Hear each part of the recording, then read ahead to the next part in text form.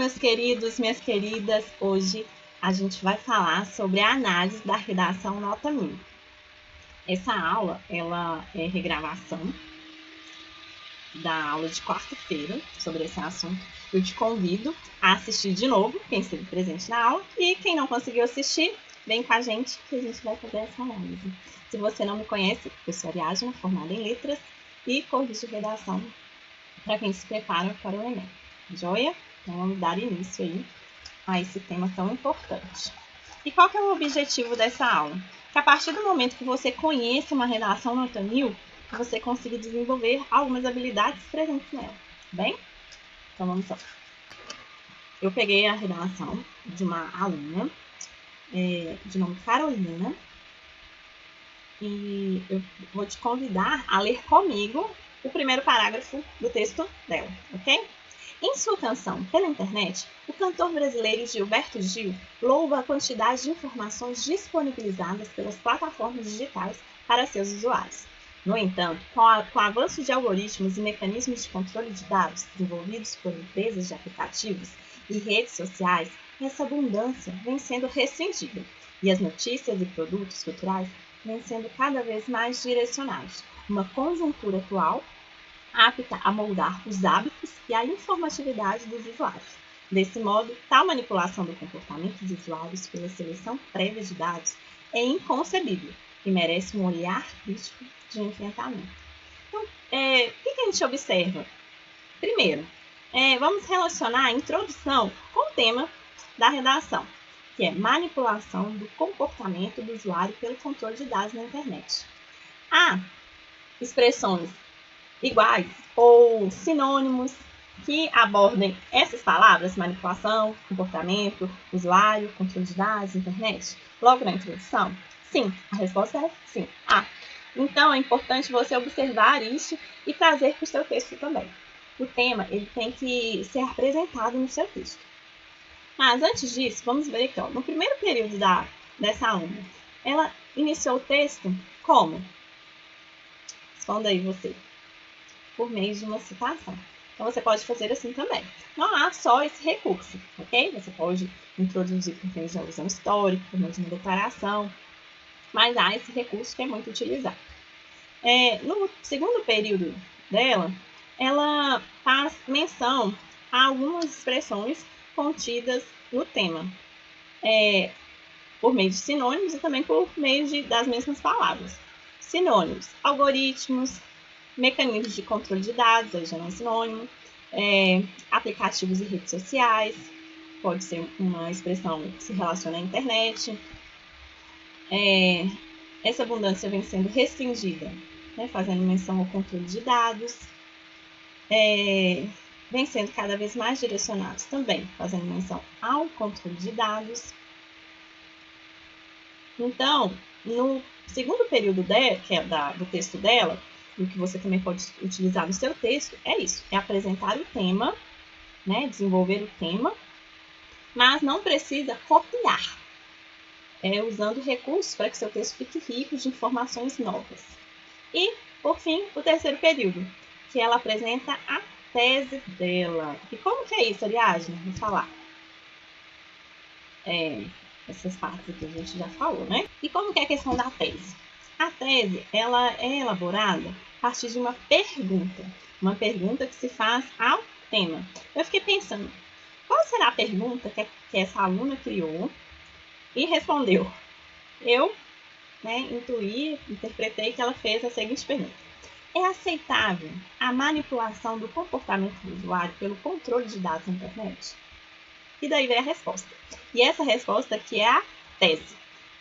Aí a resposta dela, que é o último período da introdução. Desse modo, tal manipulação do comportamento de usuários pela seleção prévia de dados é inconcebível e merece um olhar mais crítico de enfrentamento. Okay? Então, você pode utilizar também esse percurso. Pergunta gerada a partir do tema. Resposta, uma resposta que não é só um sim ou não, o aluno deve desenvolver a sua resposta e a partir daí está criada a tese do seu texto. E vamos para o desenvolvimento 1. Eu copiei aqui todo o desenvolvimento e fui partindo em pequenos pedaços para a gente observar. Então, vamos juntos. O desenvolvimento 1 propõe-se. Logo que você lê a primeira frase, o primeiro período do parágrafo 2, você já sabe o que o parágrafo vai abordar. Então, vamos lá. Em primeiro lugar, é válido reconhecer como esse panorama supracitado é capaz de limitar a própria cidadania do indivíduo. Então, ela vai falar sobre essa limitação da cidadania do indivíduo e é como se, né, você abrisse uma porta e já visualizasse ali qual que é o cômodo da casa.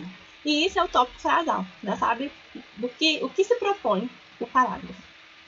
E depois dessa apresentação, veio o repertório sociocultural. Então, fiquem atentos, né, que eu vejo muitos alunos com dúvida como que relaciona o repertório sociocultural ao tema. Então, vamos observar aí. Acerca disso, é pertinente trazer o discurso do filósofo Ewen Habermas, no qual ele conceitua a ação comunicativa. Esta consiste na capacidade de uma pessoa em defender seus interesses e demonstrar o que acha melhor para a comunidade, demandando ampla informatividade prévia.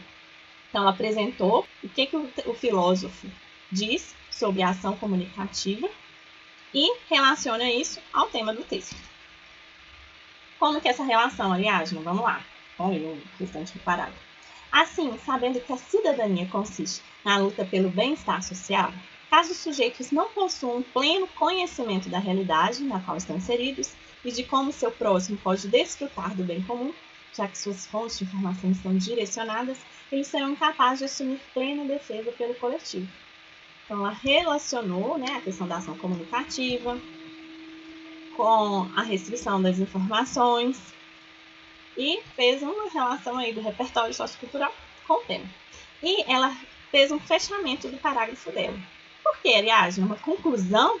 Bom, não é a conclusão do texto, mas a conclusão do parágrafo. O seu parágrafo é como se fosse um microtexto. Ele tem que ter início, meio e fim. E é aqui que a gente vai ver isso. A finalização do parágrafo dela. Repito, do parágrafo, não é do texto, ok? Em que ela retoma a tese e apresenta a conclusão do parágrafo. Logo, a manipulação do comportamento não pode ser aceita em nome do combate, também ao individualismo e do zelo pelo bem grupal. A tese dela, ela fala sobre ser inaceitável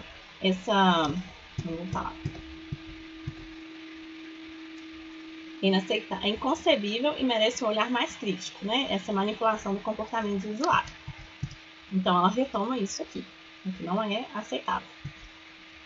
E no desenvolvimento 2, vamos ler. Também, logo na introdução do desenvolvimento, na introdução do parágrafo, ela já apresenta. Olha, eu vou tratar sobre isso aqui. Vamos ler. Em segundo lugar, vale salientar como o controle de dados pela internet vai de encontro à concepção do indivíduo pós-moderno. Lembrando que vai de encontro a quer dizer que discorda, ok? Então, é isso que ela vai desenvolver ao longo do parágrafo. E qual foi o repertório sociocultural?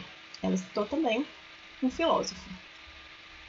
Isso porque, de acordo com o filósofo pós-estruturalista Stuart Hall, o sujeito inserido na pós-modernidade é dotado de múltiplas identidades. Então, ela fala, né, sobre o filósofo e qual que é a ideia que ele defende.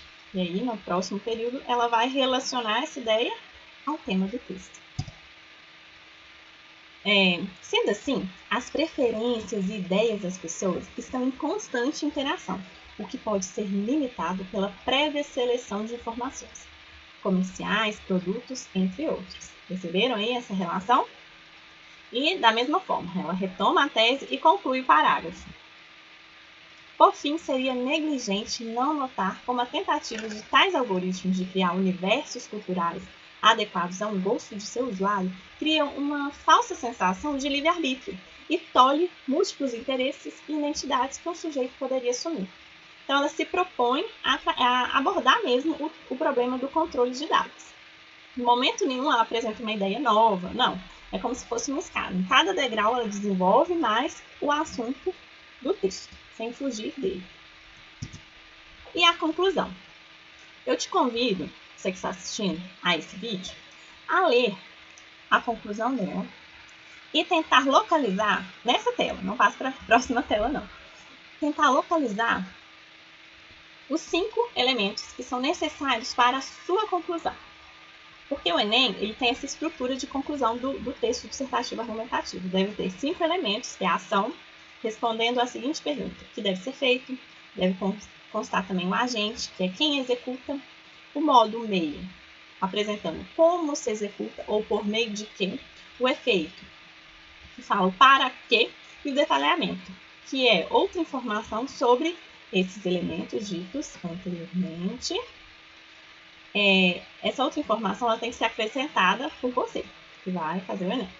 Então, eu te convido a ler aqui esse trecho com atenção e localizar esses 5 elementos. Porque a partir do momento que você localiza sozinho, fica mais fácil de você fazer no seu texto, ok?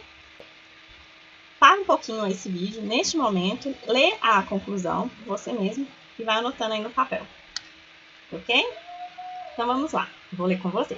Portanto, são necessárias medidas capazes de mitigar essa problemática. Para tanto, as instituições escolares são responsáveis pela educação digital e emancipação de seus alunos, com o intuito de deixá-los cientes dos mecanismos utilizados pelas novas tecnologias de comunicação e informação e torná-los mais críticos.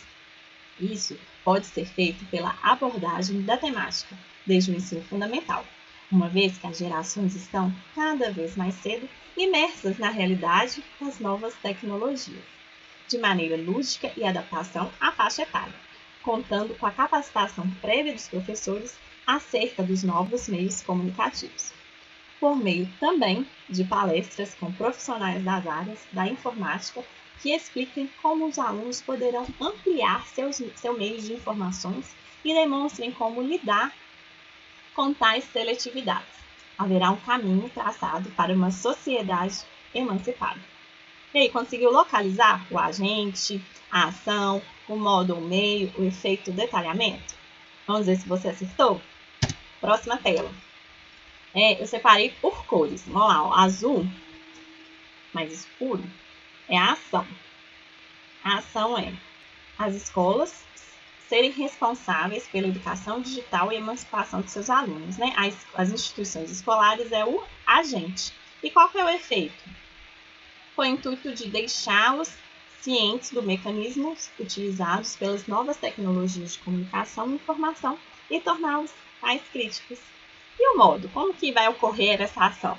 Isso pode ser feito pela abordagem da temática, desde o ensino fundamental, uma vez que as gerações estão cada vez mais cedo imersas na realidade das novas tecnologias, de maneira lúdica e adaptada à faixa etária, contando com a capacitação prévia dos professores acerca dos novos meios comunicativos. E, por fim, o detalhamento, por meio também de palestras com profissionais das áreas da informática que expliquem como os alunos poderão ampliar seus meios de informações e demonstrem como lidar com tais seletividades. Haverá um caminho traçado para uma sociedade emancipada, ok? No dia da aula, o aluno até falou assim, mas eu não achei que ela abordou o tema da redação, não. Sim, ela abordou, ok? Ela fala sobre a educação digital, que é necessário, por meio dessa educação digital, a sociedade vai ser emancipada. E ela usa de expressões mesmo chaves que retomam ao tema. Novas tecnologias, meios comunicativos, áreas da informática, informações. Então, há até expressões, né, palavras que dá para relacionar ao tema. Okay? É importante que o aluno perceba que, na competência 5, é necessário, basta que ele apresente esses 5 elementos. Na competência 3, que vai analisar se a conclusão está coerente com o tema da redação. Não é na competência 5, não. Mas é importante que o aluno apresente uma proposta de intervenção que esteja de acordo com o problema que ele aborda, porque isso vai ser analisado na competência 3. Tá bem? Então, até a próxima aula. Até lá!